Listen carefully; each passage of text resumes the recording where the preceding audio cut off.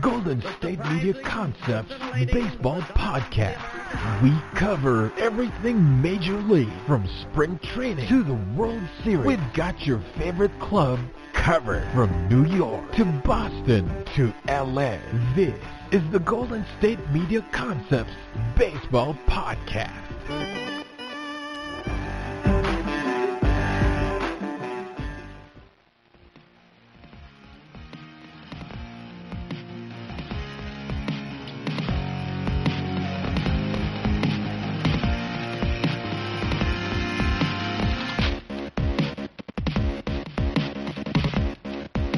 Hello, everyone, and thanks for tuning in to the GSMC Baseball Podcast, brought to you by the GSMC Podcast Network. I'm your host, Jack Ridenauer, and it's going to be a lot of fun today. I appreciate everyone joining me on the GSMC Baseball Podcast. Hope everyone's weekend was good. I actually just left for a little getaway, going to a lake town here in Pennsylvania, so when you hear this, I'll be out of town, hanging out, relaxing, but no worries. I'll still bring you the latest news and topics from the baseball world. We've got a really good show for you all today. I'll get right into it and start things off. First segment is going to be another Around the Horn segment, as I'll be giving some game recaps from games on August 7th, Friday, August 7th to be exact, and some news that is floating around the league. Next, I'll get into which teams have been the most disappointing and who have been big-time surprises so far this season. A lot of teams we don't expect to be good are off to great starts so far. Later on, I'll give my final divisional breakdown of the NL West and share who I think will come out on top in the division. Stick around for the final few minutes of the show, everyone, as I'll break down the best farm systems in baseball and which players in those systems you should keep an eye out for. A lot of young talent that is going to start budding through this league and through these systems, so you need to keep an eye out for these guys, because these might be names that we're going to start hearing much more down the road. So I'll jump into it, get into some recaps, some rundowns of some games, some news, some notes, anything else like that.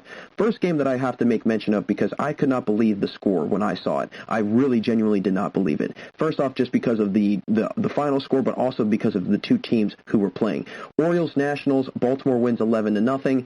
I mean, this team completely dominated the Nationals. Baltimore came out swinging, scored runs in the first inning and in the second inning, and then they tacked on 7 total runs between the 6th and 7th inning. I mean, they put the Nationals out early. A big-time loss for Anibal Sanchez. Jose Iglesias had a 3 RBI game, 4 hits, big game out of him. He's been hitting very, very well this year for the Orioles. Really one of the reasons why this team has been playing so well, batting .455 so far this year.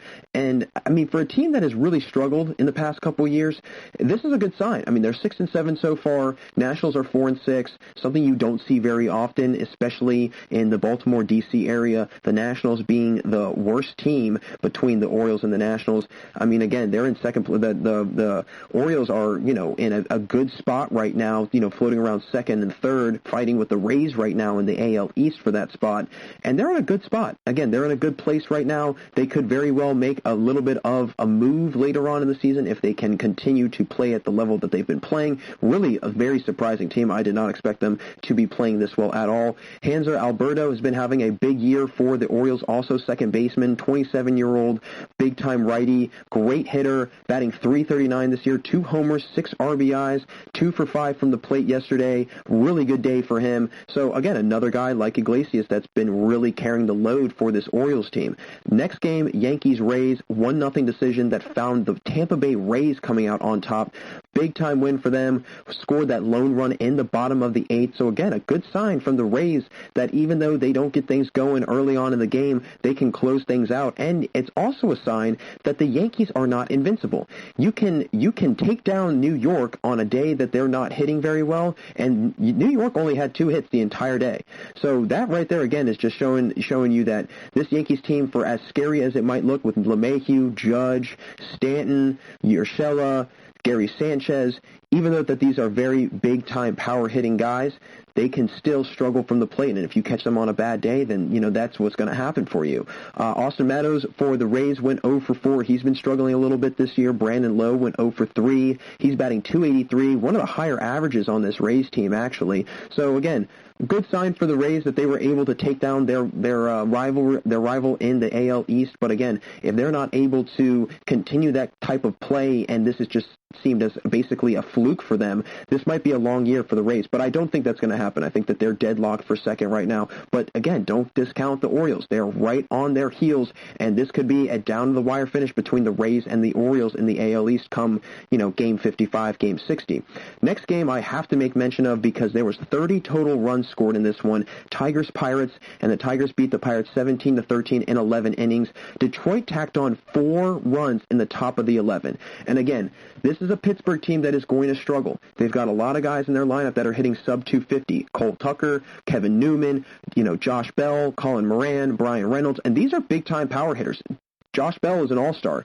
Colin Moran is one of the leading home run guys in the MLB. Brian Reynolds is one of the best young stars in the MLB. To have those guys struggling mightily right now, that's never a good sign. And if they're all hitting sub-250, that's an even worse sign for them. Phillip Evans, though, he's been a bright spot big time for the Pirates, batting .378 this year, 3 for 5 on the day yesterday. So really good day for Phillip Evans. He's got a bright career ahead of him. Adam Frazier also 2 for 6 from the plate. He's only hitting 170, so that's a struggling sign right there for that Pirates team. And a lot of those guys in that lineup have been struggling. And if they're not able to turn it around quickly, I'm pretty sure this is going to be a closed case season for the Pirates, and this might be all she wrote, if you will, for their playoff hopes. 4-3 decision in this next game for the Marlins and the Mets. Miami beating New York 4-3. Miami scoring all their runs in the top of the second, and New York did make a little bit of a comeback later on in the game. Bottom 8, they put up 2 runs, but it was not enough as the Marlins were able to come out on top. And this Mets team has been very disappointing. I'm going to get into them in my second segment here in a little bit, but they've been a team that I have been very disappointed in because I had very high hopes for them, and the Miami Marlins have shocked, I think, everybody, including myself. I couldn't believe that they were 7-1. Corey Dickerson for the Marlins, 0 for 4 on the day, 192 batting average so far this year, not having a great year. Jesus Aguilar, 2 for 3 from the plate, batting .259. So they've got some guys that are, hitting okay, some guys that are not hitting that well, but still, they're somehow able to find themselves in the win column each and every game. And again, they haven't played as many games as everyone else has, but the fact that they're still able to come out on top, and also a great sign is that Miami was able to keep New York from actually having a full-blown comeback. Only limited them to 2 runs in that bottom 8 innings. So if Miami is able to continue to hold their opponents, they're gonna be a good team. They actually could be a very good team, and I can't believe I'm saying that because this is a team that has struggled mightily over the years. But if they're able to, limit those runs and keep teams from coming back later on in ball games, they might find themselves in a good, solid second spot in that NL East. Next game, 5-3 decision. Red Sox beating the Blue Jays. I mean, this Red Sox team has been struggling. 5-8 on the year. Blue Jays are 4-7. But Boston has lost a lot, and I know I've mentioned it before. They have lost a lot of pieces from their team a year ago, and I think that is what's been the biggest killer for them, is that they don't have the pitching. There's so many holes in that pitching rotation. With Sale not coming back this year because of his injury, David Price in L.A., Ricky Porcello is over in New York, and Eduardo Rodriguez, who knows what's happening with him because he's been having some heart complications because of coronavirus. So that's 4 of your 5 guys that you've got in your first 5 starting rotation that have either been injured or hindered or not on the team anymore. And if you're a team like the Red Sox who do pride themselves on being one of the better teams in baseball, I mean, it's never a good sign. But I think that they're going to have a lot to look forward to down the road. They picked up Alex Verdugo over in the offseason, and I think that he's got a very bright future ahead of him. Andrew Benintendi, struggling this year. I mean, he's batting .061 from the plate, was 0 for 4 yesterday against the Blue Jays. Rafael Devers also struggling. He's one of the best under 25 guys in the MLB. I really do believe that Devers, like Juan Soto, Fernando Tatis, those are some guys that we're going to start hearing a lot more as their careers progress. And who knows, those could be potential, every year MVP caliber players for years to come. J.D. Martinez, 0 for 4 from the plate. He's also been struggling. He's only hitting .224 in the year, a .664 OPS. And for me, if Martinez is struggling that that bad and he can't have the power numbers that he's supposed to have, that's a scary sign. That's a very, very scary sign for the Red Sox, because he's a usual 1,000 OPS guy, bats above 300. He's very capable of hitting 30, 40 home runs, 100 RBIs. He has the potential for some power numbers, and he's got a lot of pop in his bat, and for that pop to not be there this year, that is definitely throwing them a little bit, of a curveball. No pun intended there. Xander Bogaerts, batting .333 this year, 1,023 OPS. He was 1 for 1, only one at bat for him for the game. Mitch Moreland, also a good young solid player, 292 on the year. He was 1 for 3 from the plate. Christian Vasquez, he's one of my very most surprising players that I think it could be. Who knows? This could be a year that he starts to separate himself from other people in the league. Batting .279 this year, 0 for 4 from the plate. Verdugo was 2 for 3. He's batting .294. So a couple guys are, they're hitting pretty well, but then there's other guys that need to hit much better that are not hitting well at all. And if your leadoff guy is not even batting 100, that right there is a big sign, because you're going into every single, first game, or you're going into every single first 3 at-bats knowing, okay, our leadoff guy is most likely going to get out. Now the 2, 3, 4 hole hitters are going to have to do something and try and muster up some sort of way of getting on base, because our leadoff guy is just not getting it done. Next game, Royals-Twins. Royals coming out on top 3-2. Twins have struggled last couple games. Again, it's very early on. It's only a couple games, but they lost to the Pirates the other day, losing to the Royals yesterday. And again, if you're the Twins, you shouldn't be too scared. You shouldn't be too afraid. But again, it's a matter of, can you make sure and minimize the amount of games that you should have won? I wish I had those back kind of games. And trust me, every single team has those games that they wish that they could have back. And you don't want to, if you're a Minnesota Twins fan, or if you're a Minnesota Twins player, you don't want to look back at those games against the Royals or the Pirates where you should have won, and on paper you were by far the better team, but you just did not, follow through, and you did not perform that well that day. Now, for the Royals, they've had some pretty good hitting, and I got to give my, all the credit in the world to Whit Merrifield. I know I've mentioned him before, 0 for 3, but he's still hitting .283 on the year, 872 OPS. So, I mean, he's one of the better, I shouldn't say young guys because he's in his 30s now, but one of the better unknown superstars in the MLB. A really good sign for the Royals that if he can stay healthy and, produce for the next couple years, who knows, maybe they find themselves back into the form that they were in 2014, 2015. They are going to have to surround him with a little bit of help. They don't have a ton right now. I will say Nick Heath is a very promising young star, 26-year-old center fielder, batting .333 this year, only 6 at-bats so far, so he has not gotten that much time and that much experience yet, but he was 1 for 1 against the Twins. And again, if the Twins want to find themselves and really be one of those top teams in the MLB, they're going to have to start getting things going here. They can't, win a couple games and then drop 2 of 3 against 2 of the worst teams in baseball. They really have to keep the trend going and on an upward tick if they want to continue to be regarded as one of the best teams in baseball. Next game, White Sox-Indians, 2 very evenly, matched up teams. Indians are 8-7, White Sox are 8-6. White Sox win 2-0 over the Indians. White Sox came out swinging that bottom first inning, able to get that 1 run, and then later on in the game they were able to get that extra added run. Bottom 8, they scored it. So, I mean, if you're in that AL Central and you're looking at the Twins, Indians, and White Sox right there, those 3 teams, and they're all pretty, I don't want to say they're pretty evenly spread because I think the Twins are, I don't want to say leaps and bounds better, but they are significantly, or they're noticeably better than the Indians and the White Sox. But the White Sox and the Indians, those are 2 teams that I think they're going to continue to, really try and elbow their way to that second, maybe even first place spot. I will say the Detroit Tigers have been a very surprising team, and I was actually very shocked to see that they were hovering around that second, third spot in that AL Central. So over for the White Sox, a couple guys have been struggling lately. Yohan Moncada, 1 for 4 from the plate. He's been batting .315 this year, though, 865 OPS, so he is having a very good year. But I will say Jose Abreu is struggling, 0 for 4 from the plate. He's only hitting .250. So there are guys that are hitting well, and there are guys that are not hitting as well. And again, it's kind of a constant theme. There's been players this year, so it's just a very odd year because the guys that are coming out strong are not the usual suspects, and the guys that are struggling mightily are usually those every year MVP caliber, MVP contending team or players. So again, if you're a White Sox fan or if you're an Indians fan, I would not, be worried about anything right now. You've got a pretty solid squad for both teams on both ends. I will say for the White Sox, Leury Garcia, he's, I think, going to be a big piece for them later on down the road for this season.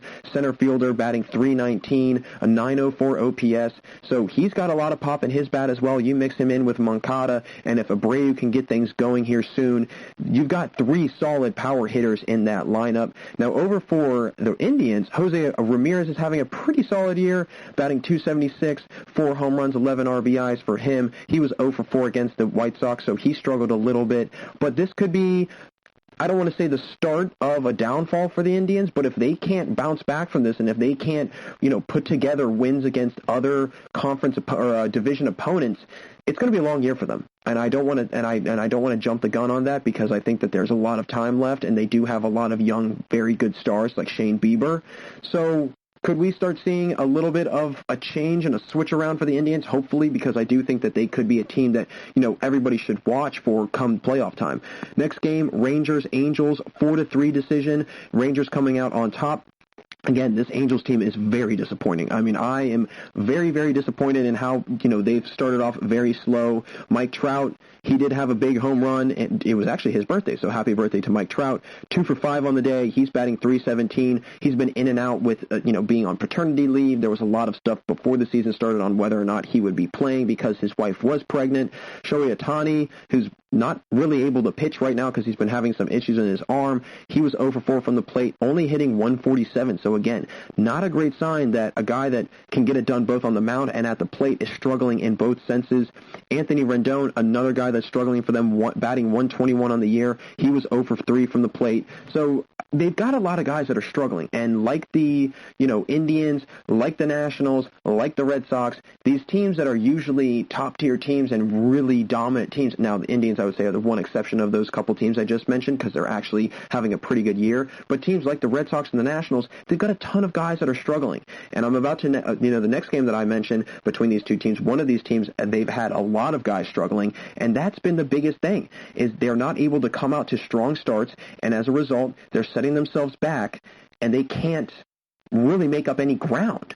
And if they're not able to get anything going towards, the middle or latter part of the season, it's going to be a long year for teams like the Angels and like the Nationals and like the Red Sox.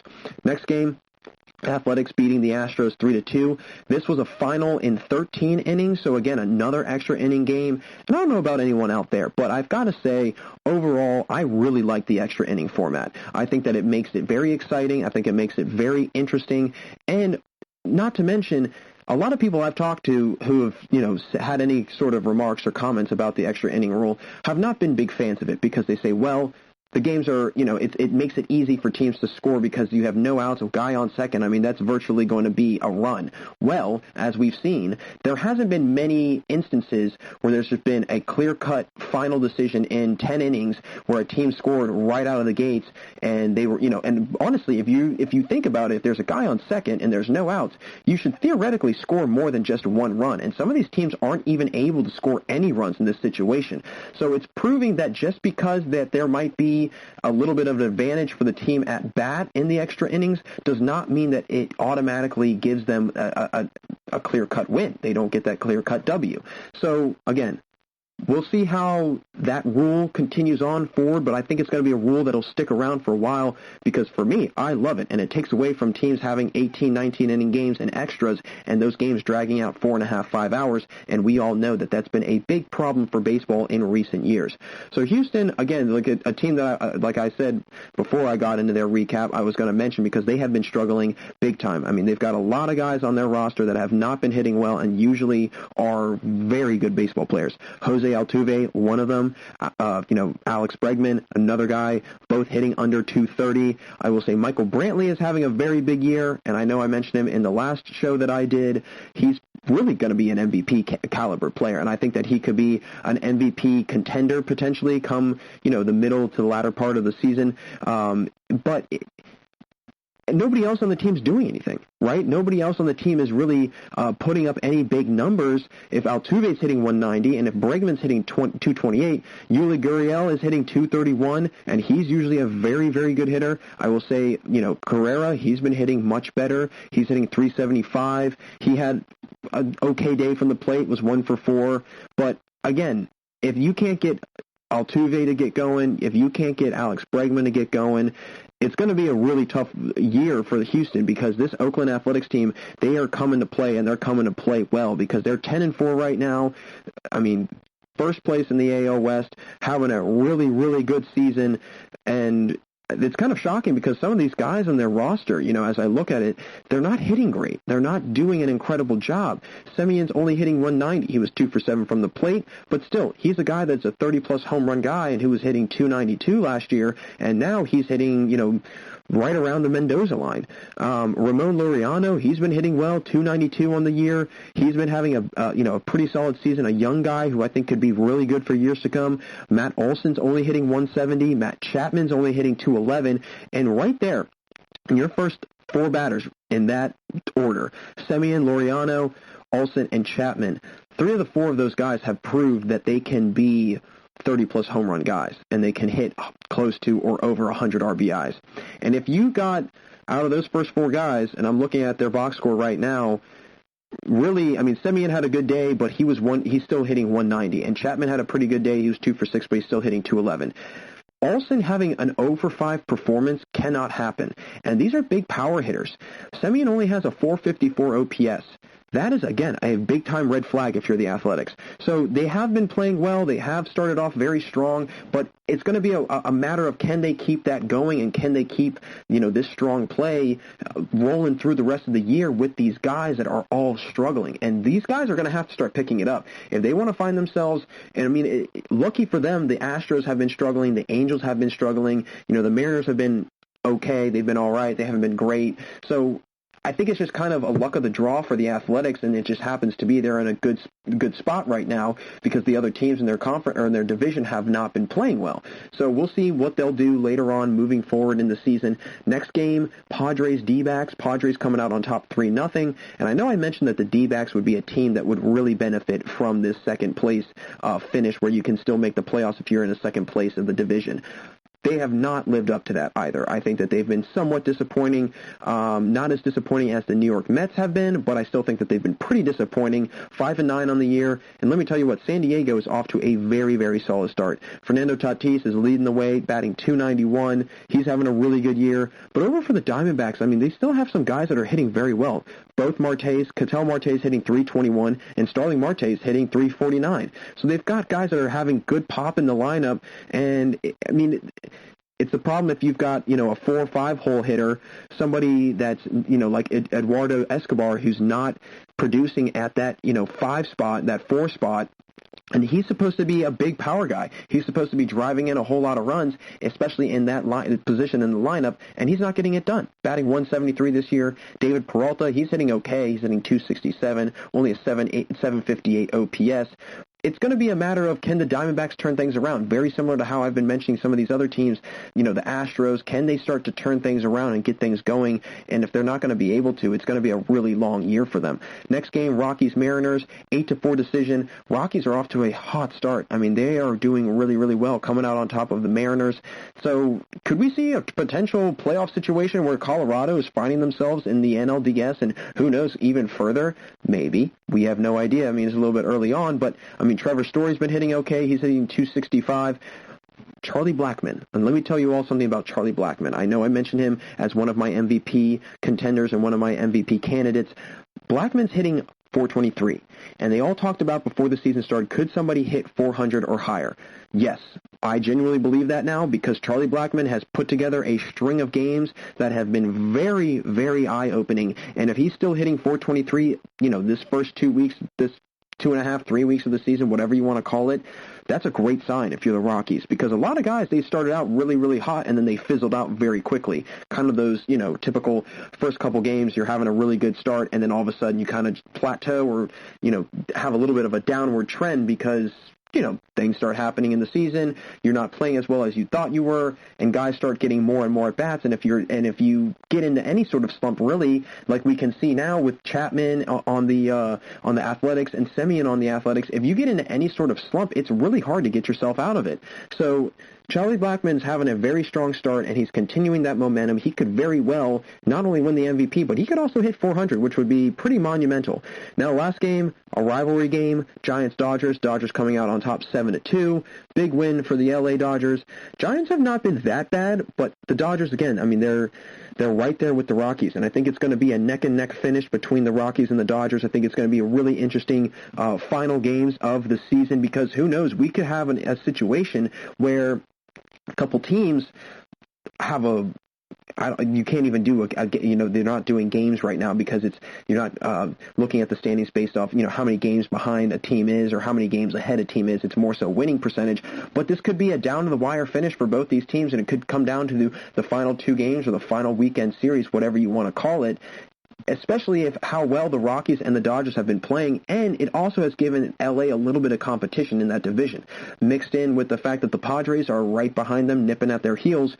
It could be a three-way, finale between these three teams. It could be a lot of fun in the NL West. I'll get into my NL West breakdown a little bit later in the show. But the Dodgers, I mean, again, they've got such a deep lineup. I mean, you look at it and you're just like, I can't believe this is a team because, I mean, all the guys that are being put together and that are hitting well, Mookie Betts batting 306, Seager's batting 340. Muncy's struggling a little bit. Bellinger's been struggling a little bit. Peterson's been struggling, but A.J. Pollock's been hitting 316. So for the guys that have been struggling, they need to pick it up. But the guys that have been able to pick up the slack and really get things going a little bit for the Dodgers, I mean, they've been a real reason why that they're still 10-4 and they're still one of the top teams in baseball because, I mean, if they're not able to, really produce from the plate at all, mixed in with those guys that are struggling, they could be a team like a team like the Red Sox that are a deep team that have a lot of guys, but they're just not producing. They're not doing very well from the plate at all. So those are some of the rundowns for the games. Little around the horn segment.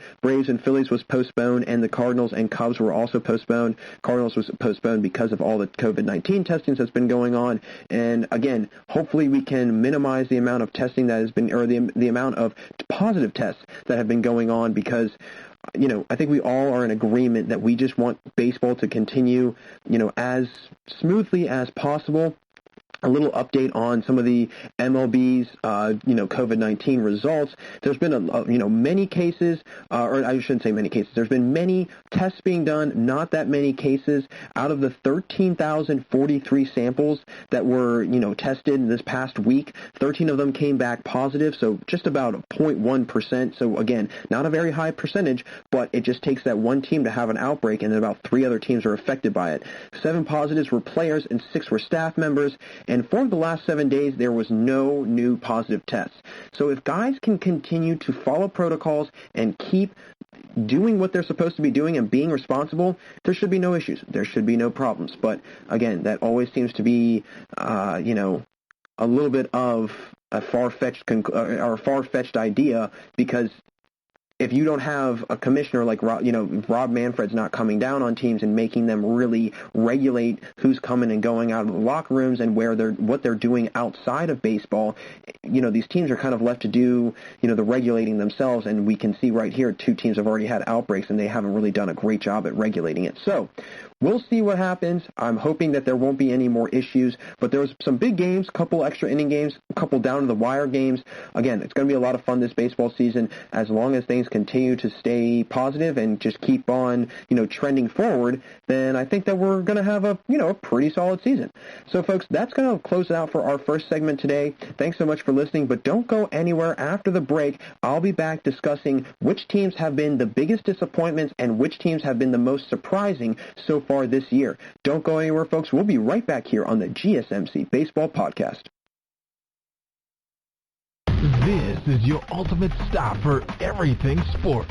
The Golden State Media Concepts Sports Podcast. Should I say more? From the NFL, MLB, the NBA, to MMA, it's all in here. The Golden State Media Concepts Sports Podcast. Listen now.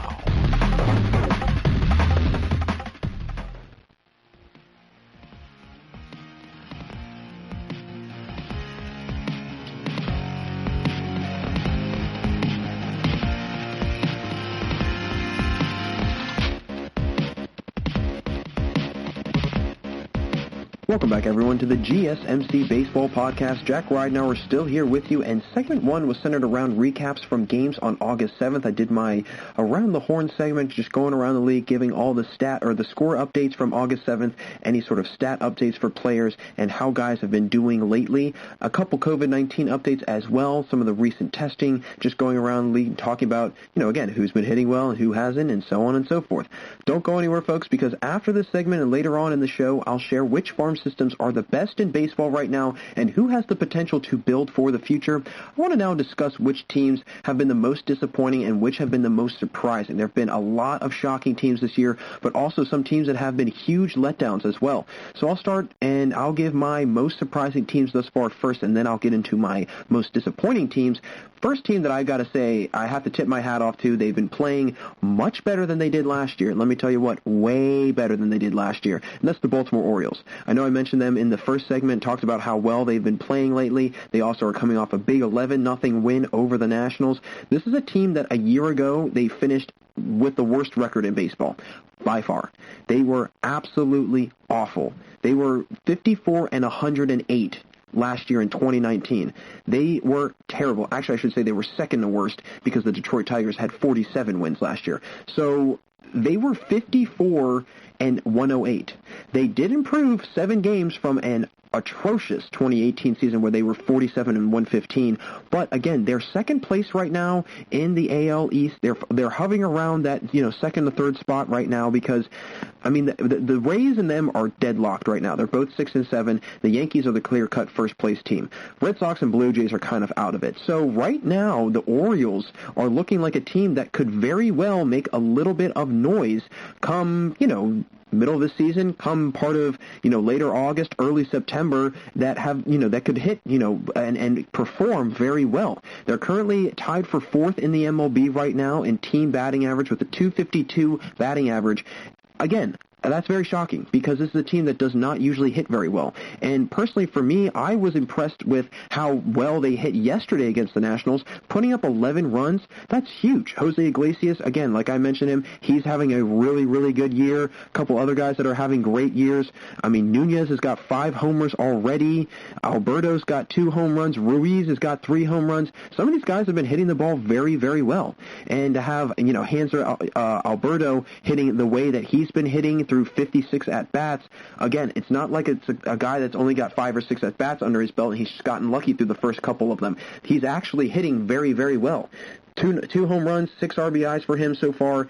If he continues to have the year that he has, and if other guys start stepping up well also, and they're able to play well, Pedro Severino, another guy, their catcher, batting second on the team with a .297 batting average. Who knows? Renato Nunez, if he starts continue to hit the ball well, .292 average, a 1.069 OPS. They've got guys that are doing damage in the lineup. And if you've got that on your team, you're pretty much have all the makings of a pretty solid year. At least I would like to think. But again, we'll have to see. Again, it's really a matter of can the pitching do well. And the pitching has been a big struggle for them the last couple of years. Alex Cobb's leading the way. He's got a team-high 2.51 ERA. He's 1-1 right now. 15 strikeouts over 14 and a third innings of work. Again, that's pretty good numbers. That's not great numbers, but you have to take everything with a little bit of grain of salt, right? Everything is at a very small sample size right now, and first 13, 14 games they've played pretty well, but are they going to be able to withstand a quick, very fast 60-game season that before you know it, in a blink of an eye, it's going to be over? And this is an Orioles team that if they start slipping and they start falling, it's going to be hard for them to get up. So right now they're doing well, and if the guys can continue to hit that and perform like they've done at the plate, I think the pitching can figure itself out. This team could very well make a run for second place, and they could be a little bit of competition for the Rays for that second place spot in the AL East. Next team that I want to talk about, the Detroit Tigers. And like I mentioned, they had the worst record in baseball last year. They were 47-114 a year ago, by far the bottom barrel team in the MLB. They were atrocious. They've got some good guys. Some good guys on their team, though. I will say Jacoby Jones, one of them. He's been playing very, very well, having a much better year than he did a year ago, batting 235 last year, and he's batting now, upwards of 300 this season. I will say they lost Nick Castellanos, and the way Castellanos has been playing, he's making his case for MVP this year. I mean, the guy can hit the ball, flat out hit the ball, and I saw some stat where I'm pretty sure that he's got the most extra base hits through the first 42 or 50 at-bats or something like that. I mean, the guy's putting up unbelievable numbers, over 1,000 OPS for the Reds, but again, you don't have that in your lineup anymore, and if you're the Tigers, that's got to really, really hurt you. They are 6-5 so far this year, and they're somehow finding themselves in that, second, third spot. I mean, more so in that third spot right now because the Indians and the White Sox are ahead of them. Well, I should say fourth spot, but still, the fact that they have a over 500 record through the first 11 games, I mean, I'm shocked by that. I don't know about anybody else, but I couldn't believe that at all. Now, they're right now playing the Pirates, and they've already put up a 5 spot in the first inning. In the top of the first inning, they're up 5-0 over the Pittsburgh Pirates. Again, Pittsburgh's not a very good team, but this is a team, and, on August 7th, they put up 17 runs total. So this might be a team that is just starting to get hot right now, and they're starting to catch fire a little bit. And if you are any sort of Detroit fan, I would be excited. I would be very, very excited about that, especially with the year that they had last year. I mean, what more could you ask for? If you come off a 47-win season, I'd expect my team to just at least, finish above 500 and let alone even make the playoffs. But they could, make a little bit of a push for the playoffs potentially. Maybe I'm a little bit aggressive in that take, but I do have some faith in them because they've been playing pretty solid so far. Victor Reyes, he's been hitting the ball also very well in addition to Jacoby Jones. He's batting .286 with a home run and 3 RBIs. So it's a matter of can they get other guys besides Jones hitting the ball well. And, right now Jones is pretty much their leader in every single major hitting statistic. He leads them in average. He leads them in on-base percentage, slugging percentage, OPS. He's got a 1.190 OPS. He leads them in hits with 12. He's got 4 doubles, which leads the team also. Again, a lot of potential in Jacoby Jones. Can anybody else on that team pick up the slack for them? We're going to have to see. But I think that they've been very surprising so far, and I've been very, very impressed with how well they've played early on in this season. And the next team that I have to make mention of, because they're actually sitting in first place in the NL East, and I can't believe I'm saying that, but it's the Miami Marlins. The Marlins have had a very good start to the year. Now, I will say, although they have played a fraction of the games that the other teams in their division have played, still, they're on a 6-game winning streak. They're 7-1. They've got an .875 winning percentage. This is a team that, although on paper, not great. I mean, their leading batting average guy is with a .269 clip. And if you got a .269 batting average as your highest batting average on a team, that is not a good sign. But they're still getting it done. Somehow, some way, ignoring the statistics and putting them aside, they're still getting wins. Brian Anderson is that leader in batting average for the Marlins. Jesus Aguilar is second on the team with a .259 batting average. Jonathan Villar, coming over from the Orioles, who we just mentioned, with a .258 batting average. And the fourth guy, Corey Dickerson, and he's not even hitting 200. Again, they haven't played as many games as a lot of other teams have, so their sample size is a little bit smaller. But at the same time, 7 wins through the first 8 games. If you're a team that's coming off a year where they were pitiful last year, I mean, they were awful. They were 57-105. They were just as bad as the Orioles and the Tigers. These 3 teams were averaging, 55, 56 wins a year ago, and in baseball, you can't have that happen. You can't have a 50-win season, a 60-win season, and expect to be one of the top-tier teams in the league. They finished dead last in the NL East last year. I mean, nowhere near the wild card race at all. So this could be a team that if they're not in the contention for the division, they'll at least be there for the wild card, or they'll at least make that, maybe second, or who knows, that third spot if they're able to get the last 2 spots in the NL for that playoff, for the playoffs this year. So could we see a little bit of a downfall for the Marlins? I wouldn't be shocked. I think out of these 3 teams, the Orioles, the Tigers, and the Marlins, I think that the Marlins have a potential to be the biggest team to have a drop-off, just because I really question if they've got the longevity and the stamina to continue this, high level of baseball that they've been playing early on. The Tigers, I think that they could do it. They just need some help with Jacoby Jones. And the Orioles, they've got guys that are hitting the ball well, a couple guys, not just one or two guys. So the Marlins, they don't really have that many guys hitting the ball well at all. And as a result, if you don't really have anybody hitting the ball well, that's a big problem. That's a big, big problem. Their highest OPS guy is Jesus Aguilar with a 979 OPS. Yes, that is good. He is having a great year slugging percentage-wise, 667, but still, a 259 batting average. I know we don't really look at batting average the same way as we did a couple years ago, but still, you need to have guys that are at least around 285, 290 to consider yourself to be a legitimate contender in the MLB. So those are my three surprising teams, the Marlins, the Orioles, and the Tigers. Now, my most disappointing teams, and, I had a lot of high hopes for the New York Mets. That's my first team that's been so disappointing this year for me. I was really hopeful for them. They've got a lot of young guys on that team. Jeff McNeil, who's been playing pretty well. Pete Alonso, who's coming off a 50-plus home run rookie year. They've got guys that can get it done on their roster. But can they continue to perform throughout the rest of this year? J.D. Davis, he's also, a good, solid player. Michael Conforto, another promising young talent on this Mets roster. I will say they've got some great pitching in Jacob Degrom, and we all know how good Degrom is and how good he's been so far this year. 1-0 record with a 2.12 ERA, over 17 innings of pitching, 22 strikeouts. He's putting up, again, another good year so far for him, and he's going to be one of the main guys on this team, and he's going to be really one of the main reasons that they're able to put together any sort of comeback or miraculous turnaround, because through the first 15 or 14 games, they're 5-9 right now. They're not sitting in a good spot in the NL East, and if you're not in a good place right now, especially if you are in that East Division with how well the Marlins have been playing, and potentially if the Nationals catch fire, which is very capable for them, and not to mention the Braves are always a very good team, and again, I think we're kind of forgetting about the Braves in all of this because the Marlins are so shocking and the Mets are so disappointing, but they're sitting in dead last right now, and if they want to get things turned around, they're going to have to do it quickly because we are rapidly approaching that 20-game mark, and at that point, you're a third of the way through the season. And if you aren't in a position of at least 500 or higher, you're not going to have, unless you have some sort of monumental turnaround and some sort of just mind-blowing comeback of a year, I really don't see it happening for the New York Mets. So they're kind of they're actually a very disappointing team for me this season.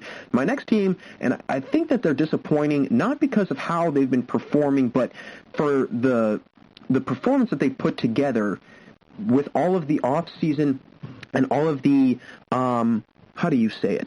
out of season, all of the hype that they had coming into this year, that's the Cincinnati Reds. Two of the biggest off-season acquisitions, picking up some really, really good guys in Castellanos, who's right now an MVP, candidate, in my opinion, leads the team in batting average 340, home runs with 7, RBIs with 16. The guy literally is leading them in every single hitting category. He's got a 1.251 OPS. He's got 12 runs. He's got a 411 on-base percentage, an 840 slugging percentage.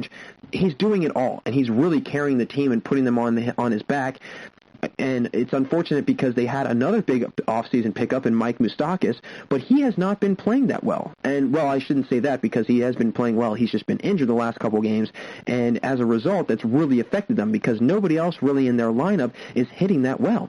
If Moustakas can come back sooner rather than later, he's hitting 238 right now, so not great, but again, not the worst because he could turn that around. He's a guy that doesn't tend to hit for average, but he hits for power, and he's got a great glove. So and you look at it that way, you could potentially see him turning it around. Freddie Galvez is struggling mightily, batting 194 this year, a 742 OPS out of him. And, if you've got him, Tucker Barnhart has kind of lost his catching position. And 2-3 years ago, he was a Gold Glove or a Silver Slugger for the catching position. He started off pretty solid. The first couple at-bats he was hitting 333, but now that has drastically dipped down to 200, really struggling lately. And they did pick up Trevor Bauer over in the offseason, which is always a good sign. He's been absolutely shoving the first couple games that he's been pitching. 2-0 record at 0.93 ERA through 19 1/3 innings, 32 Ks. He's one of the leaders in Ks this year in the MLB. This is a team that, if they're able to again, it just comes down to, can they get any help? Suarez has not been hitting the ball well either at all, and he's, a 50 home run, 100 RBI guy. They need some help with Castellanos, and a good thing for Castellanos, finally in an environment, a ballpark where it's a very hitting-friendly ballpark. Detroit, not so much. And so now that he's in Cincinnati, we're starting to see the power and the ability that Castellanos has from the plate. But again, if there's not much help surrounding him, and with all of the offseason hype that they had, picking up, Bauer, picking up Moustakas, getting Castellanos, you would expect them to be at least, a 500 team. At least a 500 team. They're 6-8 right now. They're sitting in third place behind Milwaukee and Chicago. St. Louis is pretty much out of it right now, I feel. They're 2-3. They haven't played that many games, and with their games continuing to cancel, they're probably going to be a non-factor. Pittsburgh, same thing. They're just a non-factor because they're just a non-factor. But with Milwaukee still playing all right, I mean, they came off a pretty tough loss yesterday against the White Sox, 8-3. Chicago, they're always doing their thing. The Cubs have been playing very solid. They're 10-3 so far. The Reds are right in striking distance. They're right in that good spot, third place in the NL Central. And if they can make any sort of ground on Milwaukee, they could find themselves taking that second spot from the Brewers. I really do believe that, and it pains me to say that as a big Brewers fan, but I could see the Reds, they've started to play much better as of recently. They're starting to maybe start to get things going a little bit, but again, it's going to be a matter of, can they keep that going for an entire 60 games, and if they can get anything to turn around sooner rather than later, because if not, it's going to be too late. It's going to be too late for them, and it's going to be unfortunate, really. And now they have, in the last couple games, they have not played great. They've lost, 3 of their last 4, or I should say 4 of their last 5. A couple games having to be canceled. They also lost a couple games against the Detroit Tigers. The Cubs, they got absolutely whomped on by them. So we'll see what happens. I think it's going to be a long year for Cincinnati, but I definitely think that if they can turn things around sooner rather than later, then they might find themselves, again, in a playoff position at least. Final team that I think has been the most disappointing, in my opinion, and that's the LA Angels. I think the Angels have been very disappointing. I know Mike Trout is kind of, he's been doing his thing. He was in and out with, paternity leave, whether or not he was going to play or not, if he was going to sit out the year, so on and so forth. Anthony Rendon, though, has been struggling so badly, and it really pains me to say that because I do like Anthony Rendon. I think he's a very good player. He's only batting 121. Albert Pujols, he's batting 154. Brian Goodwin is actually, he's been a good contributor for them off the bench, which is always a good sign. If you've got a good solid bench, he's batting 262. I will say a guy that I really like and I think could have a very good career and is putting together, a pretty solid year. I mean, he had a very good year in 2019, batted 295 last year. He's Tommy La Stella, batting 278. He only has an RBI this year, no home runs, but he's got a 798 OPS. So again, a guy that could very well start to get things going and start to catch fire sooner rather than later. Their leading batting average guy, though, David Fletcher, batting 327, 2 homers, 8 RBIs, and 918 OPS. So they do have guys that have pop in their bat, besides Mike Trout. Shohei Ohtani, though, having him out of the pitching rotation definitely hurts them, I think. He's got an arm injury, and who knows when he's going to be back. But again, if he's able to, muster anything up and he's able to get back on the mound sooner rather than later, we could very well see them turning things around, quickly and potentially finding themselves in a much better spot than they are right now. They're sitting in third place in the AL West. They're behind the Houston Astros and the Oakland Athletics. But again, very similar to the Cincinnati Reds. I will give them much more credit, those two teams, than I will give the New York Mets, because the Angels and the Reds are in third place right now in their respective divisions. They're behind one team that is under 500 and another team that is over 500. So it really is just a matter of them putting together 2 or 3 games of winning ball.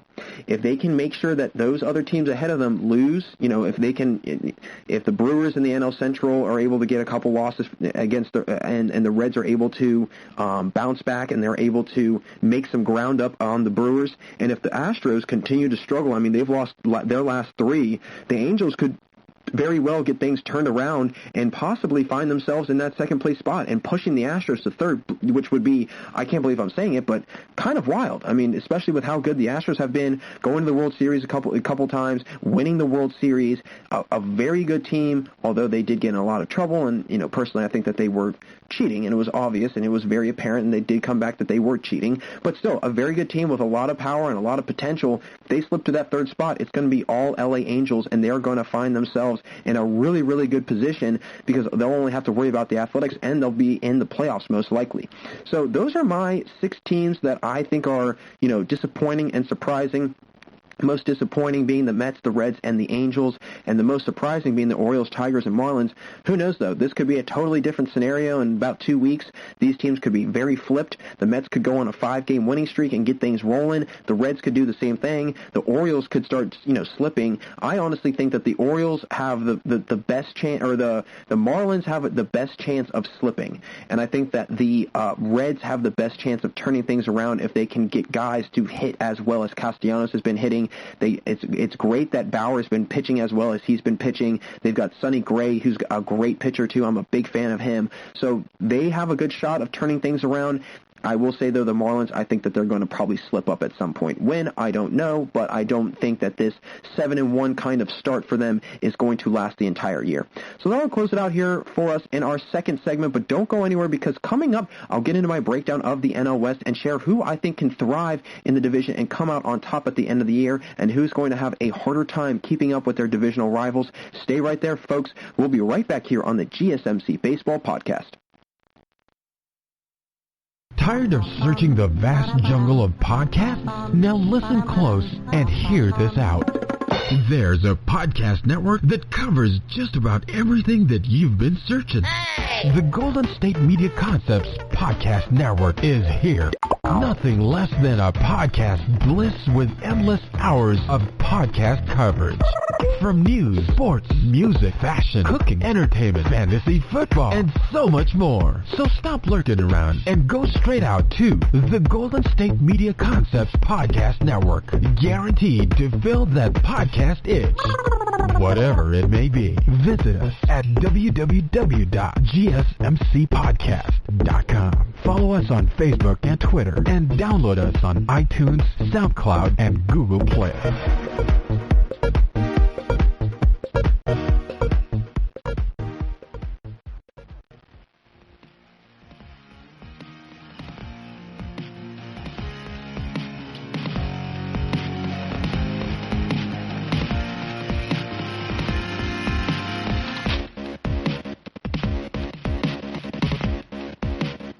Welcome back to the GSMC Baseball Podcast. Great to have you all still here with me, tuning in. Jack Ridenour with you, and we just wrapped up another discussion talking about the most surprising teams thus far and which teams have been a big disappointment so far this season.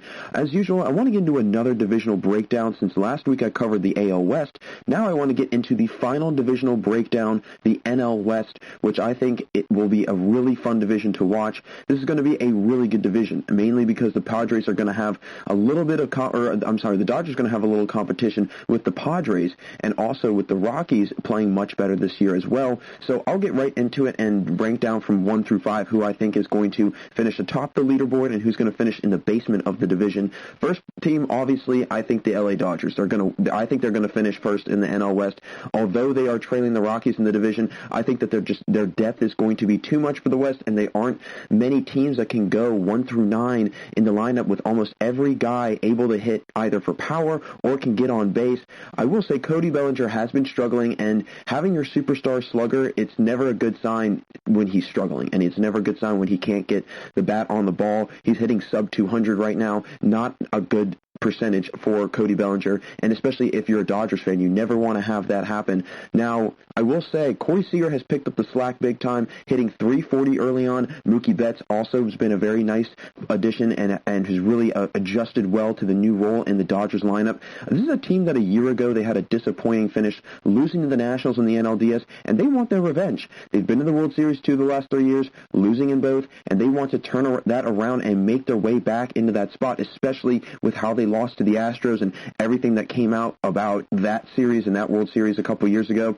A.J. Pollock has also been a big hitter in their lineup, batting .316 with 3 homers through his first 38 at-bats, and that is a problem. If you're going to be going up against the Dodgers when their main guys are struggling, and then they have people that are able to step up for them and can fill those voids when their stars are slumping from the plate, that's always a scary sign if you're their opponents. If you're another team in the division or you're another team that are playing them, that if Muncy and Bellinger and Jock Peterson are not hitting well, then you still have Betts to worry about, Corey Seager to worry about, and A.J. Pollock to worry about. So it really doesn't go, it just doesn't stop at Cody Bellinger. It doesn't stop at Max Muncy. It keeps on going beyond that, and that's what is really scary and dangerous about this team, is that there's just so much depth to it. Now, I will say the pitching is a little bit of something to be concerned about. Personally, because I think that there's many holes in their rotation. They've lost David Price because he's sitting out the season. Hyun-Jin Ryu, who's coming off a big all-star year last year, is no longer with the Dodgers. I will say Clayton Kershaw is back in the lineup, and he's been very productive in the lone game he's played in, but with the lack of depth in the first 5 pitchers, that could be something to, make note of, and that could really come back to hurt them later on in this year. Walker Buehler is also struggling, a very good, young, promising pitcher, and he's coming off a great year last year, but they have solid relief pitching. I will say Kenley Jansen has had a very solid year so far. He's put up really good numbers in the 6 games he's appeared in, a 1.50 ERA with 6 Ks in 6 innings. So if you can count on him to be a shutdown guy when he comes in, and if the hitting continues to roll like it has, and some of their stars start picking up the slack a little bit and get themselves back on track, this team is going to have the stamina and the depth to be first and really go far into the playoffs. Second team that I think is going to, finish in this nice second spot of the NL West, it's got to be the Colorado Rockies. I mean, this is a team that I'm surprised they have started this strong, but at the same time, they are not that dissimilar to the Dodgers in terms of the depth they have. Now, it's not as much as the Dodgers, but they still have a lot of guys who have performed well for the Rockies, and actually a few players who have shockingly had good years so far. Charlie Blackman is the heart and soul of this team. Call me crazy for saying it, and, especially because Nolan Arenado has been so good the last 5, 6, 7 years, and he's really kind of the forefront man of that team and the first player you probably think of on the Rockies. But I think that Blackman is not always given the recognition he deserves, mainly because Arenado is that good and he's that talented, and Arenado brings not only a great bat but also a great glove to the lineup. But Charlie Blackman gets it done himself. He's an incredible hitter, a hitting machine. He's led the MLB in hitting a couple times in the last few years, and this is a year, though, that, things are a little bit different. Arenado is only hitting .204, while Blackman has skyrocketed his average to .423. Yes, .423, and I mentioned him before being one of the players to watch for the MVP award, and for good reason, because he may very well eclipse that 400 mark if he keeps this hitting up. 15 RBIs is a stat that also jumps out to me for Blackman, mainly because he's driving in so many runs for them, which is showing, how good of an offensive player he is and the production he brings to the plate. Matt Kemp has also been a surprisingly good addition for them. I can't believe I'm saying this because I think a lot of people probably wrote him off last year, including myself, after the year he had, batted .200. Now he's batting .286 with a .965 OPS, 2 homers and 8 RBIs for the 35-year-old slugger. This may be, and I know I have said it before, but a second win for him in his career. This might be, maybe a second leg for him, and he could very well, have a couple, maybe 2 or 3 more good years before he retires before 40. I don't see him playing into his 40s at all. I think he's going to be probably done by, late 30s, maybe right at 40, but who knows? Could he be a guy like Nelson Cruz that is actually getting better with age? He might be, and if he is, that's a very, very good thing for the Rockies, and I think that's a piece that they need to hold on to for as long as they can. And especially with Arenado struggling this year, it's good to have the help of Kemp in the lineup because it boosts the offense that much more. Not to mention, they also have Daniel Murphy, who, in my opinion, is one of the best pure professional hitters in baseball, and he's still getting it done from the plate, second on the team in RBIs with 10, and just another guy who can drive in runs and produce offense for them at a very, very high rate. Trevor Story also producing well, not hitting incredible, but it's his OPS numbers that really stand out to me. 940% right now, 5 homers, leading the team in home runs. So it's a guy that, he brings a lot of offense to the lineup, brings a lot of offensive power, and with those 4 guys between Kemp, Blackman, Murphy, and Story, that's a very good bit of offense in the lineup, and they're not, again, as deep as the Dodgers, but to be a second-tier team in the West that can at least make things interesting in the division and make it, competitive for the Dodgers, this could be a team that really pushes LA and makes it a challenge challenge for the Dodgers is, to find themselves in first place. Another name to mention who has the potential to be really good and had a really good last year, David Dahl. I've actually been very sold on this guy. Last year he was kind of that was the first time I ever heard of him or made note of him, and I was very impressed with how well he played, and he added a great dimension to their lineup. He batted .302 with 15 homers and 61 RBIs. He's only hitting .240 this year, but he has the potential to be a very good hitter and contribute. So if he gets his bat going a little bit more, that's just another player that you can add to the depth that they have. And watch out, because this Rockies team could make a ton of noise come playoff time.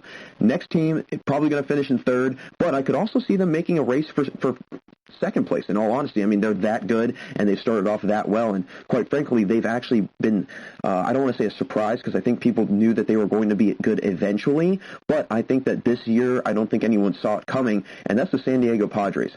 And boy, am I starting to be more and more sold on this team, because they just keep putting their money where their mouth is and playing very well, and I think, like the Rockies, they can really knock at the door of the Dodgers and the Rockies to make it difficult for the Dodgers to cruise to first place. This will be a year that is not easy for the Dodgers to win the division at all, especially with how well the Rockies have been playing and how well the Padres have been playing. It's going to, in previous years, the Dodgers have kind of walked their way into first place, and it's always been kind of a battle amongst the other four teams in the division with, Big Brother looking down on everybody else sitting in first place. But this year, totally different story. Another team with some good hitting and very solid pitching, but a lot of young talent and some guys that will be around for quite some time. Fernando Tatis is another young star I mention all the time, but for good reason, because this guy is going to be around for years, and he will be a huge impact on this team. He's batting .291 right now with 5 homers and 14 RBIs. He's in the top of the leaderboard for hitting in most major statistical categories, and when you are 21 and are exhibiting talent like that early on in your career, you are destined to be great for years to come.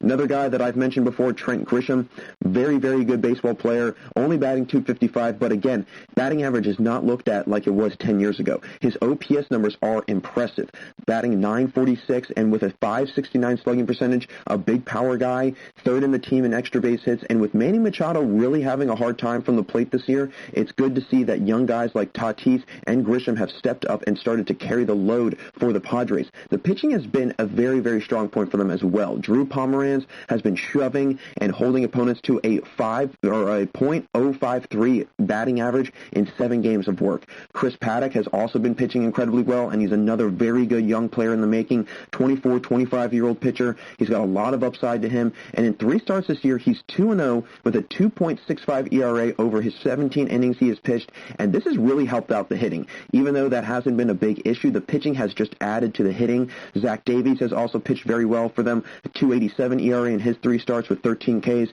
So they have a good mix of starters and relief guys, and this team has a really good dynamic and is very well balanced, good makeup of both solid pitching and really good hitting. This could be a big year for San Diego, and if this isn't their year necessarily, then for years to come, they will be very dominant and have a really, really good team for quite some time. The next team, and I'm quite frankly a little bit disappointed in how this team is performing right now, because I mentioned how they could be a team that could benefit from this second-place rule now, that if you're in a second-place team, you have an automatic playoff spot as well.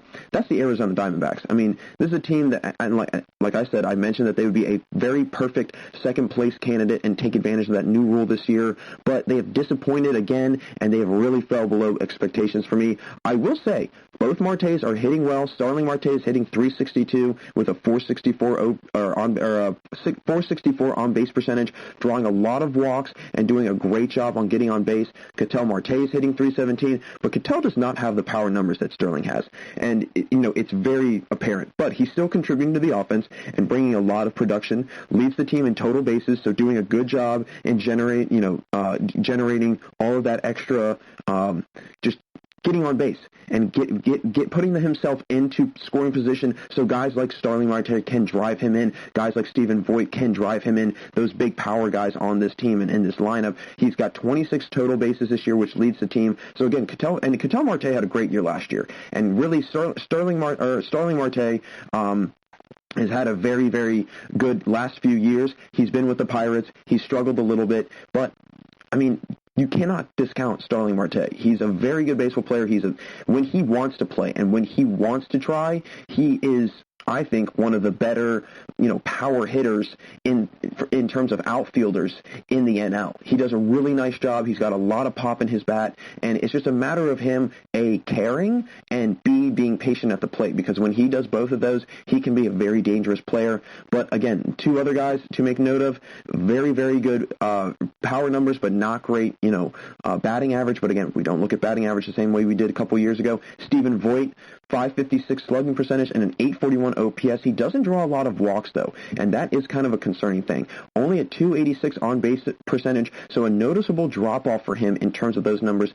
Andy Young is a rookie this year, and he's been a phenomenal addition for the team. Only seen action in 5 at-bats, so could possibly be a fluke, but he's hitting .400, only 1 RBI, but a 1.171 OPS, so still bringing power to an otherwise, underwhelming power-hitting team in general, and their pitching staff is concerning. I will say this is a little bit of, I don't want to say it's a worry, but I will say that it is something that they need to make note of and that they need to be aware of, because this could really, come back to bite them down the road and really for the future of this season, really.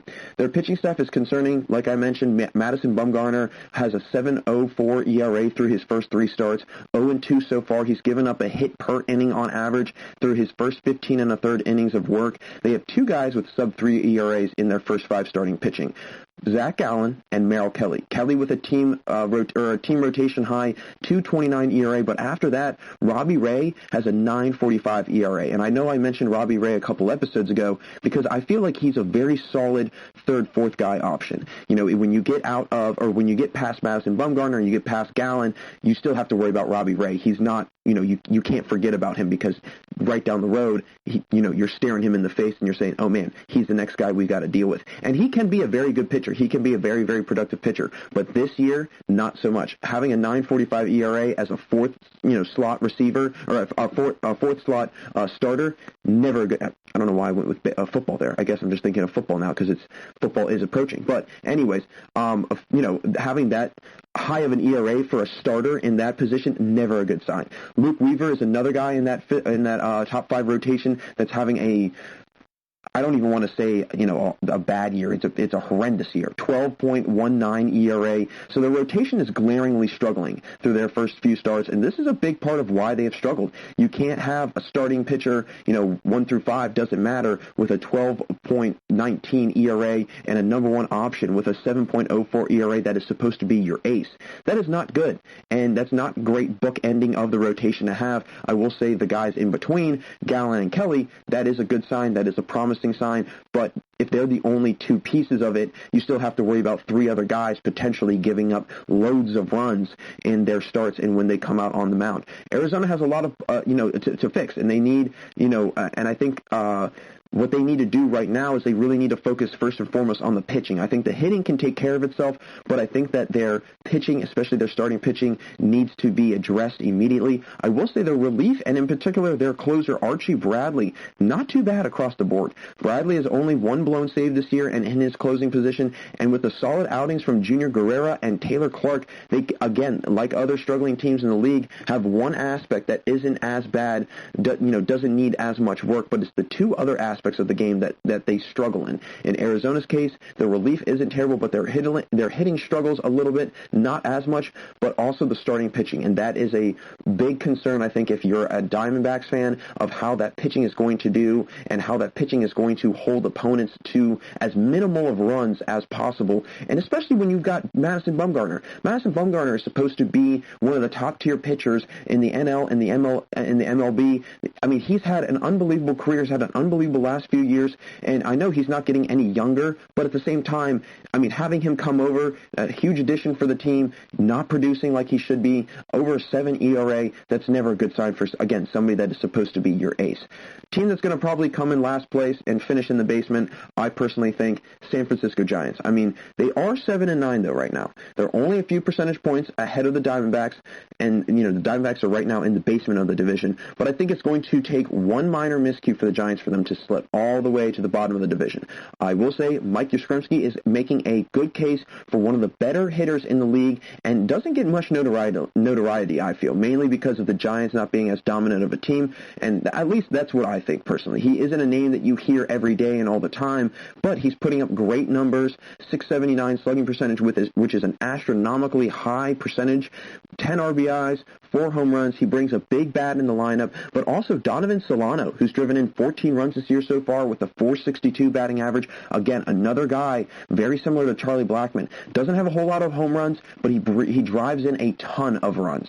And as a result, that's something that you want to have and you want to see out of a guy that is hitting .462, and in Charlie Blackman's case, .423. These are two guys that could very well make a case for hitting .400 this year. I know that was something that a lot of people talked about in the beginning of the season. Could somebody hit for .400? Well, if Blackman and Solano keep hitting the way that they are very well on their way to hitting .400, if not even higher. He also has a .654 slugging percentage, so some very solid hitting in the lineup. And with guys like Wilmer Flores batting .302 with an .843 OPS, they make a little, they can make a little push for fourth, maybe third if the Padres have some sort of drastic downfall, but I don't see that happening. And again, this is a team that they have fallen on hard times. When you think about the San Francisco Giants, you think about those early 2000s, mid-2000s teams that made all those World Series runs, won all those World Series. They're not the same team anymore. They haven't been the same team for years, and Buster Posey opting out of this season, not wanting to play. Johnny Cueto, their ace, he's throwing a 5.40 ERA in his 4 starts. They have some good backing, though, in their pitching rotation. Logan Webb has a 2.13 ERA with 10 Ks over 12 2/3 innings. Tyler Anderson, who has a 2.19 ERA. So two guys that can limit runs and do a really nice job of holding teams to as little runs as possible. But again, I don't think that they have the depth to go deep into the year. I really don't see that happening, and I think that it might take some time for this Giants team. I think that if Mike Yastrzemski can stay around for a little while, and if other guys on that team can continue to at least try and produce, and try and put up good numbers, Solano, another guy, they really need to center things around Solano and Yastrzemski because, as we can see, those are their two main front guys that are hitting very well and that can produce probably the most amount of offense for them. So if you surround them with some good pieces, maybe bring up some guys from the minor leagues, they could potentially be a good team in the next 2 or 3 years. But I don't see them finishing anywhere past 5th place. I could maybe see them finishing in 4th, like I mentioned, or maybe 3rd if the Padres had, like I said, some wildly drastic downfall that came out of nowhere. But I don't see them getting into the 2nd place or 1st place. I just think that the Rockies and the Dodgers, that the depth is what is separating the Dodgers and the Rockies from everyone else. They've got guys that are at least, 3 or 4 hitters in that lineup that are able to produce high offensive numbers and high power numbers. The Padres have a couple guys, but the Giants don't have many of those guys, and the Diamondbacks sure don't have many of those guys either. So as a result, it's very limiting for those other 2-3 teams, as opposed to the Dodgers and Rockies. They've got way more options, and especially in the Dodgers case, like I mentioned, the fact that Bellinger is struggling and they've already got that many guys picking up the slack for him and they're hitting that well, that makes them so frightening. If you're an opponent, if you're coming into Dodger Stadium, or if they're coming into your stadium, especially come playoff time.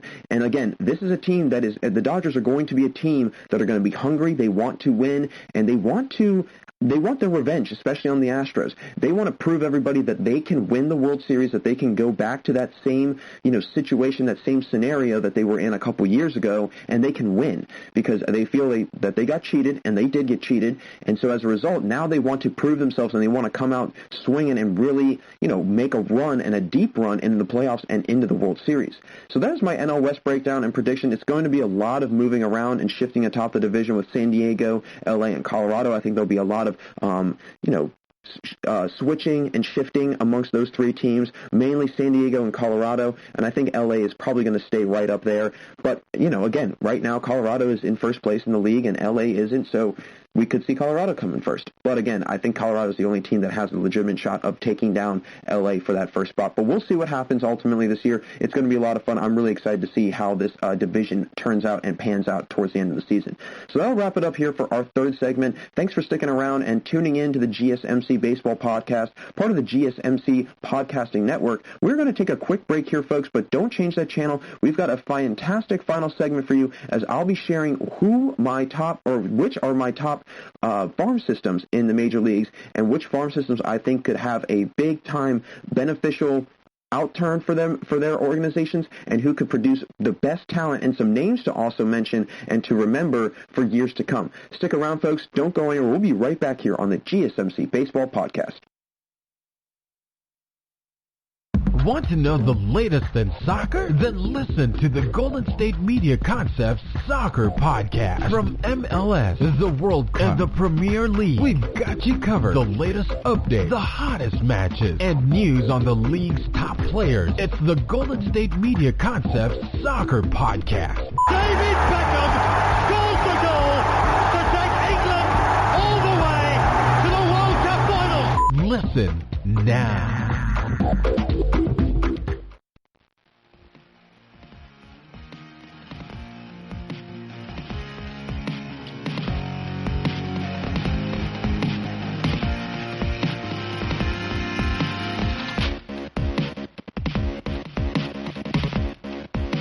Hey everyone, and thanks for sticking around for the fourth and final segment here on the GSMC Baseball Podcast. Jack Ridenour is still here, and in our last segment, I broke down the NL West and gave my predictions as to where I could see the teams finishing out this year. I want to now get into my top farm systems in the MLB and some players in each organization that I think could be big-time players to watch. I'll jump right into it. And the first team that I have to make note of that I think has got a very good farm system and has consistently ranked amongst the top farm systems in the entire league, the Tampa Bay Rays. I mean, this is a team that has a consistently low payroll, one of the lowest payrolls in the entire league, and they're able to still compete with big payroll teams like the Yankees and the Red Sox. How do you ask they compete with these teams? Well, they, for one, have a great farm system, and to start, they have the number one player, according to MLB.com, in their top 100 in Wander Franco, very talented shortstop, someone who is a very patient hitter. And for someone to be that young and to, that patient, it's hard to find. In 2018, 2019, he struck out only 54 times in 768 appearances from the plate. And that is patience to a T. And that is a mind-blowing stat, really, because when you think about it, when you're a young baseball player, you're usually up at bat, very antsy, wanting to get that pitch, wanting to find your pitch, and being a little bit overly aggressive, if you will. He's being very patient, and that's something that you can't really, you can train it and you can teach it, but I feel like that's also something that is an inherent ability, that somebody is just inherently patient at the plate, and they just know how to find their pitch that they want and to be patient looking for it. They have many other guys in the top 100 prospects list as well, and another big name is Brendan Mckay, who has seen some big league action already, pitching in 13 games last year with 11 starts, 2-4 record. He has a lot of potential, and a guy who keeps his walk numbers low, and if you can get that out of a young pitcher like Franco and his patience at the plate, you want to hold on to that for as long as possible. You've got patience at the plate, you've got a guy that can keep his walk numbers low. Again, they're building for the future, and this is a team that's really brought up some very talented guys through their minor league system. They've already got some very young guys from other teams and some trades, Tyler Glasnow, Austin Meadows, just a couple guys to mention, and if they're able to bring up guys like, Wander Franco, and then if Brendan Mckay can also come up and start producing at a very high, rate, this could be a team that in the next 2-3 years we start seeing really going toe-to-toe with the Yankees and possibly, overthrowing the Yankees and taking that number one spot in the AL East. The next team, and this goes, I can't believe I'm going to say this. I can't believe I'm going to keep bringing this team up, but they're just continuing to surprise me, and I think everyone else, the Miami Marlins. This goes as my second, back in my second segment when I discussed who was a surprising team, I mentioned Miami. Well, they may not be a surprisingly good team in the future because of how good their farm system is. They've got 2 top 30 prospects in Sixto Sanchez, big-time prospect who's been talked about really as their potential ace for the future. And for the Miami Marlins, that's something that they have not had in quite some time. I honestly, can't remember. Jose Fernandez was a very, very good pitcher. He was probably their ace back when he was playing. But I mean, they don't have anybody right now, or they haven't really had anybody in recent memory that's been a dominant ace. And this guy is a hard-throwing pitcher, young guy, can reach 100 miles an hour with no problem. And that could be an issue for, other teams in the future in the NL East, and they could really, make a case for taking down the Braves. They can really make a case of taking down the Nationals if somebody like Sanchez is able to come up through the rankings and start to dominate at the major league level. He's the number one overall prospect for them in their organization, so there is a lot riding on him and his success moving forward this season. Eisen Diaz is also a very strong player who came over in the Christian Yelich trade from the Brewers, put up really good numbers in his second season in the minors with Miami, batting .305 with .578 slugging percentage, 26 bombs in AAA, and he has also registered 5 homers in the bigs as well. So somebody that's gotten some big league action and has definitely shown the potential and the ability to hit at that high level. I mean, he showed it in AAA, hitting that many homers with that high of a slugging percentage. If you're doing that consistently in AAA, I mean, you're right there ready for the majors. You're right there able to make that jump to the bigs. And if you can continue to keep that momentum going, and if you can continue to keep that style of play up, I mean, you're going to have a beautiful career. You're going to have an unbelievable future as an MLB baseball player. And this guy right here, Eisen Diaz, he's going to be a guy that we're going to start mentioning much more down the road and much more, in the near future, if you will. So a guy in the lineup that could have, a heavy hitter in the league and somebody that the Marlins could really see flourishing in their organization for years. Next team, the Minnesota Twins, and this is a scary thing to think about. The Twins are one of the best teams in the MLB, sitting in first place in the AL Central, but they also have one of the top farm systems. And with the number 9 overall prospect in Royce Lewis, this is a team that could see even more success than they have already seen, with a potential to bring up some very good players through their farm system. Jordan Balazovich is a name to also remember. One of the top prospects in the Twins organization, throws a solid low 90s fastball, does a good job at getting guys to foul pitches off. He wears guys down and really makes them work for everything they got. And if he can keep a strong stamina when pitching, he will be a great guy for them for many years. And again, that's something that the Twins, they're not really missing, but I think that they wouldn't mind having is a guy that is able to come in and really dominate from the mound. Not to mention with Nelson Cruz aging, although he's not showing any signs of slowing down, adding guys like Trevor Larnich, who batted .309 in AA in 2018, and with his ability to hit for power, as he had 13 home runs and 66 RBIs in 127 games, he could be a guy that develops into someone similar to how Nelson Cruz is, another outfielder, someone who could potentially, have big power hitting numbers, who can, put up those 25 plus homers, 80 plus RBI seasons, and somebody who could replace Nelson Cruz, because again, Nelson Cruz is not getting any younger. So if the Twins can find someone who can somewhat replace him or somewhat emulate how he's been playing, that's going to just add that much more to their lineup. It's going to add that much more depth to their lineup, and they won't skip a beat when Nelson Cruz leaves. And that's, again, probably something that they're thinking about right now. How are we going to make up for when Nelson is gone? Because, again, he's old and he's still producing very well, but he's not going to be around forever. And so if you can, if you can develop guys like Larnich into their system and really, get them to hit at that level and at that productive level, this could be a team that could be very scary for the next couple of years. Another guy to watch for, who I have to mention, who's actually a local guy in Pittsburgh, that is Alex Kirilloff. Big power-hitting outfielder, first baseman that can do some serious damage in a loaded lineup already. Hit .283 in AA in 2019. The number 5 outfielder in their system. He could gradually see himself making his way to the bigs. He did have Tommy John not too long ago, and as an outfielder, that is, potentially could be an issue for him, but he's been able to bounce back, and he did put together some good numbers in the minors with some solid outfielding, some good pitching mixed in with the potential of, overall really good middle infielding with Royce Lewis, who's a very good young budding star in a shortstop. This team could be really good for many more years. And again, that is what's so frightening, is that they could continue to be as dominant as they've been the last few seasons. So the next team I have to make mention, and I talked about them in the last segment, I talked about them in the last episode when I talked about the AL West. That's the Seattle Mariners. And this is a team that is building for the future, and I think they are waiting for the right time to strike. I could see them making their move sooner rather than later. Another team with two of the top 30 prospects in their organization, Jared Kelenic and Julio Rodriguez, the two members of that top 30. And Kelenic is going to be a superstar, I think. Batted .291 with a .540 slugging percentage, 23 bombs in AA, 6 overall pick in 2018. Could very well be the future of this team and for their outfield for years to come. And this is a team that could be building for the future also, mainly because they are not a terrible team right now. They do, I feel like they're not quite where they want to be. They're not quite at the point that they want to be as a team, but in a few years, watch out, because that's what they're building for. Those seasons where they put together a couple big runs in their, in the future, they could potentially, with the pieces that they're building with right now and with the pieces that are developing in their organization currently, I think that they could very well make a push for a playoff spot in the AL West for, the next couple years. Mainly because if the Astros aren't able to improve, or if the Astros aren't able to bounce back from all this cheating scandal, and we can see that it's definitely hindering them. Whatever is going on in Houston is a big-time problem, because they're with a losing record right now, everything that came out with the allegations, and now it's starting to look like, well, was the only reason why they were good is because they were, sign stealing and cheating?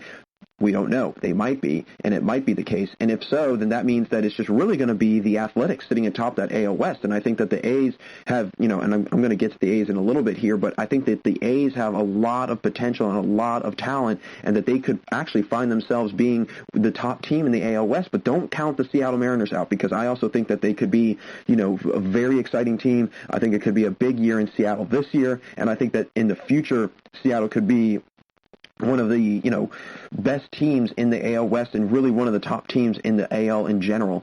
Next team that I have to make mention of, Baltimore Orioles. This team has been horrible for the last few years, but this is a year that, they're putting together an okay run, but it's their farm system that is, needs to be made note of, mainly because of the potential it has to be really, good and a big producer of talent for the team in the future.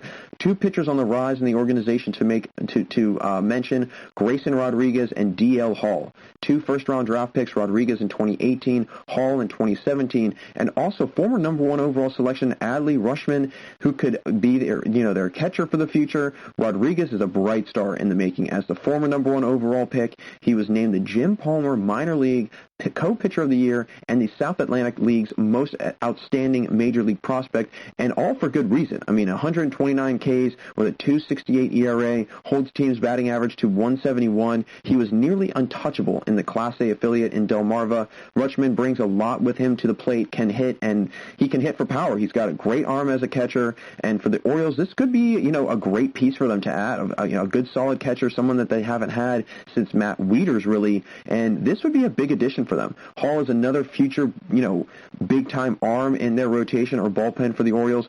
17 starts in Frederick. He collected a 3.46 ERA, held opponent's average to 189, struck out 116 batters, with pitching in the making, some good solid hitting, and good catching coming in the, coming down the way in Rutschman. The Orioles have a lot to look forward to in the future, and they could be a very good team that we might start talking about much more. And honestly, when I do these segments about minor league teams or minor league farm systems or what have you, it's exciting to talk about this, because it means, what is it to look forward to? Are we going to start seeing different teams rise through the rankings and start to, come up to the surface and be much more of a public, no, I don't want to say a public team, but talked about much more and, given much more notoriety than they normally have been in the past couple years? That's what's exciting about this. That's what's very promising about this, is that we could start seeing teams, perform very well and go toe-to-toe with the Dodgers or the Yankees, teams that are going to always be good because of the payroll that they have. And we're going to start seeing teams that, we don't really talk about a whole lot, which is also very exciting, because you don't always want to talk about the same teams. At least I don't. I like talking about different teams, seeing who's going to rise through the ranks and really, make some noise in the league. And thinking about all these farm systems and talking about all these farm systems, it's just getting it, it's making it that much more exciting to talk about and to discuss, because down the road we could see teams really start to soar and start to progress in the right and forward direction that they need to go in. The last team that I want to talk about, the Oakland Athletics, I mean, how could I not put this team on the list, right? One of the best teams at building in-house talent and producing very good talent at that. They've got a lot of young guys in the making, one of them being Jesus Luzardo. He's already come in and pitched well for the A's, is one of their top prospects, and he's come in and played well for the A's. This year, he's got a 2.31 ERA in 3 games he's appeared in, and he's got a ton of room to grow as a starting pitcher. Had a very strong start in his debut this season, so Oakland has a lot to be excited about. A.J. Puck is another left-handed pitcher that is working his way through their farm system, and he's actually got some time in the majors. Last year, in 11 1/3 innings, he threw 3.18 ERA, which for a 24-year-old coming out of the bullpen and coming in to get the job done, be that shutdown guy, he's able to do that, and he's proved himself at the major level. And if you can get really solid relief. I feel like nowadays relief pitching is very hard to find, and I think if you can get solid relief pitching like that, that's a I mean, it's finding a needle in a haystack, really. That's a very important piece to have, because especially nowadays, if your starting pitching can't go past 5 or 6 innings, 7 innings, you need to have a guy that's going to be a good 7, 8, 9 inning shutdown guy that can make sure that teams don't make any sort of comeback, that doesn't allow teams back into the game, and is able to hold the lead, is able to minimize any sort of offensive damage that the opponent might have or might do. And if you can find that in your farm system, it's only going to be up from there for your team. Another player to keep an eye on and to remember the name, Jorge Mateo, shortstop in the A's organization. He has a great career in AAA for them, batting with a .507 slugging percentage, 19 homers while driving in 78 runs, not to mention 14 triples, 29 doubles. Big power guy, and he's got a lot of extra base hit numbers.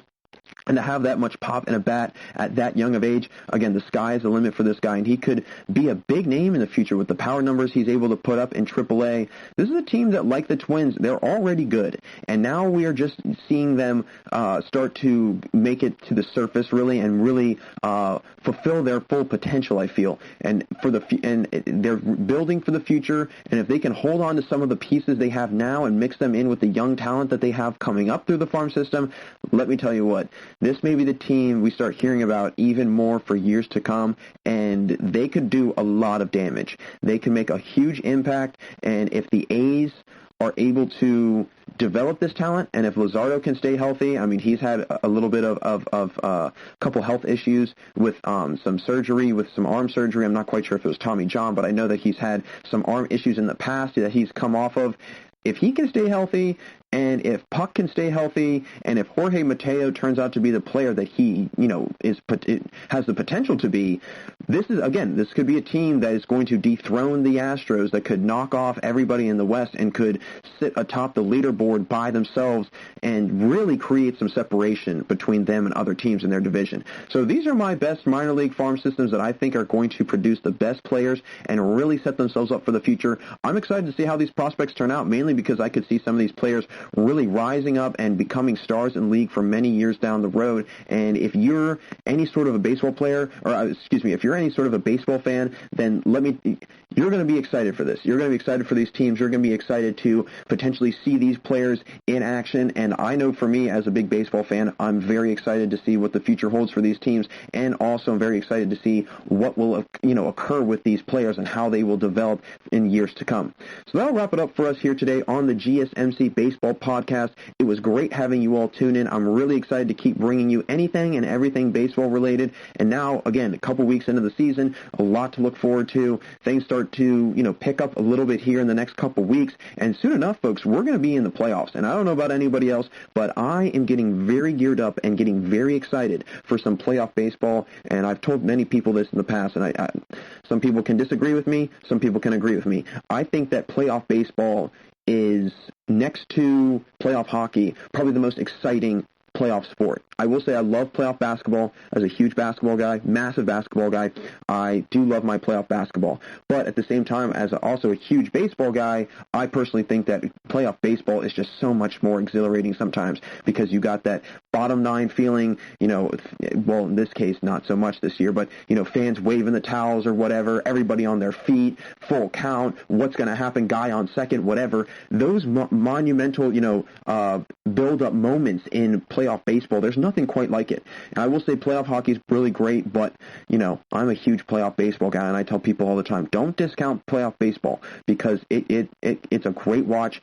Fall time, sit inside, get comfy on the couch and watch some really good quality baseball. So I'm very excited for this postseason, and I'm excited to continue to give you all the latest and greatest news leading up to that, after that, and from here on out, really.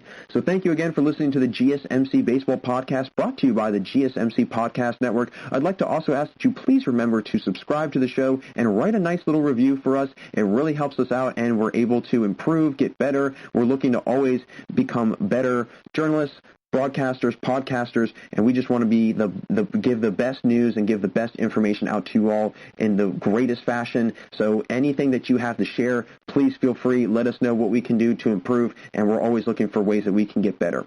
Also, if you can please follow us on Facebook, Twitter, and Instagram to stay up to date on all the latest content, episodes, whatever. It's always really good to have you all, tune in and everything, and it's just great to have you all plugged in also on the social media to stay up to date on all that good stuff baseball. So thank you again, everyone, for joining me today, and until next time, have a fantastic day.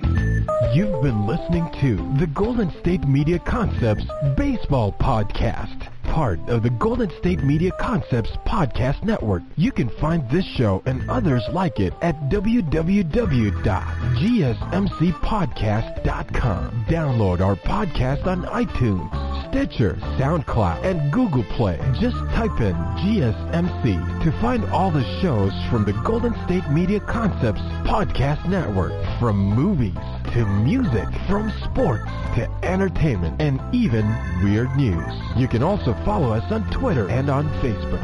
Thank you, and we hope you have enjoyed today's program.